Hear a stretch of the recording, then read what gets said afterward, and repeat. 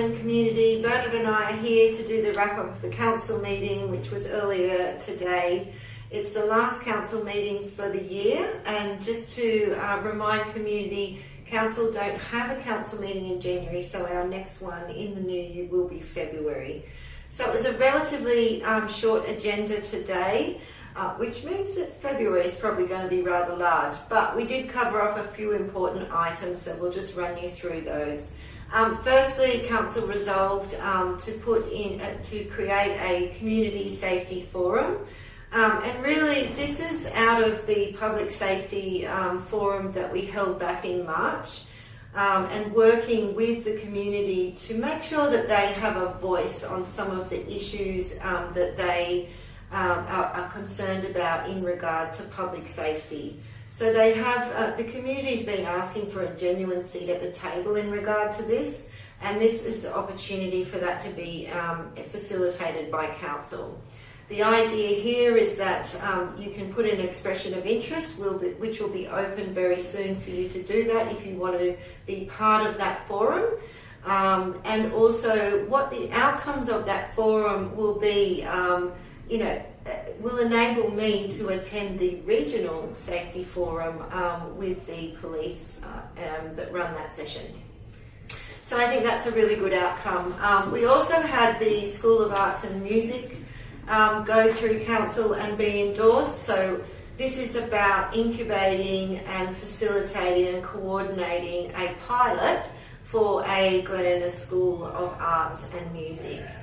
So council resolved that we would put on hold the sale of 181 Burke Street, which is an old council building that's being underutilised, and that we would endeavour to use that location as the pilot site. So the next steps now is to reconvene with the community stakeholders in the local music and art scene, and to co-design what the operational and what the operations look like, and also we'll be working towards a nominal fee to cover any operational costs during the pilot. So there is no cost to the ratepayer to do this. So we do encourage those that participated in the survey, which established the need and desire for this in the community, to get involved when we do launch that pilot at the new location. Council did receive a report which tracks previous resolutions of council, and an important item was the progress of the ANZAC Park Playground. That is a $1.2 million project, grant funded, and many of you will have seen it under construction. Something happens there every day, and it looks a terrific facility. The works will pretty much be complete by the end of the year. However, even though it may look complete, there is still some curing of the specialised soft surfacing, and it also will need to be inspected to ensure it complies with all safety standards. We expect it will be open to the public around mid-January, and there will be an official opening in early February. However, it's a terrific project and something which we have no doubt will be highly popular. Yes, and a couple of other things with the tracking report. In February, we will see the draft public safety and asset protection strategy come back to council and go out for consultation. That's a really good link with starting the community safety forum as well. So that was something that came out of the consultation back in March. So that'll come back to council. And also Bernard participated in the Legislative Assembly inquiry into the illegal trade of tobacco following our submission, which was resolved to do through council earlier in the year. So that's really good that that's been done as well. So that advocacy work is really paying off. And also we're looking forward to, in February, a report coming back to council on the local community benefit fund, which is essentially a structure and framework about how we can manage the funds that come in through voluntary planning agreements, and any potential future res access scheme money can be leveraged within the community.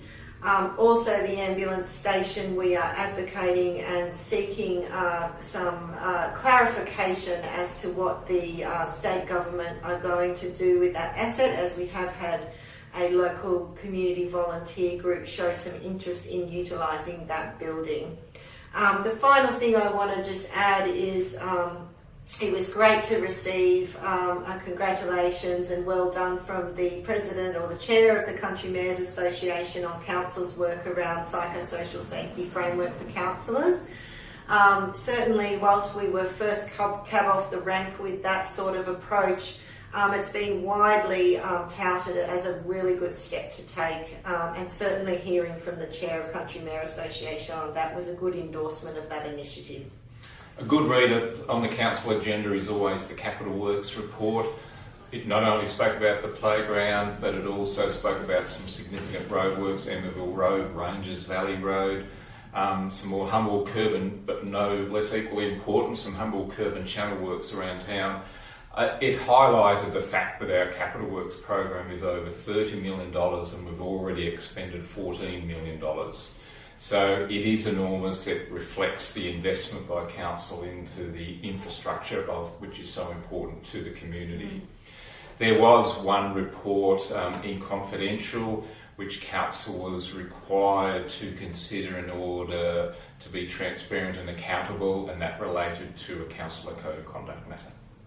Thank you. And just to finish off, Council endorsed the final economic development strategy and destination management plan.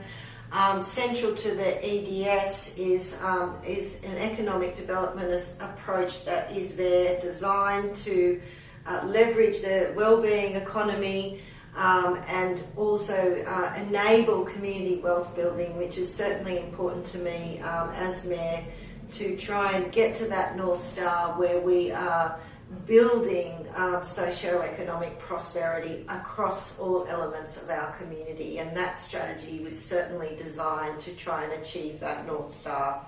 The destination management plan centred around the fact that we're a pilot geo-region, in fact the only one of 3 pilot geo-regions in Australia, and trying to get to a point through experience and product development and alignment to the geotourism strategies framework, so that we can eventually put in a nomination to become an aspiring UNESCO Global Geopark. So finally, that's all the council report information. I do want to wish everyone in the community a very merry and safe Christmas. Please reach out to those in need or those that might be lonely in the community. For those that don't have anywhere to go, remember there's the Town Hall Christmas lunch, which I'll also be at for a little period of time, as I was last year, but it's a great event. It's a good place to connect during the festive season. So please take care, travel safely, look after each other, and we will see you in the new year.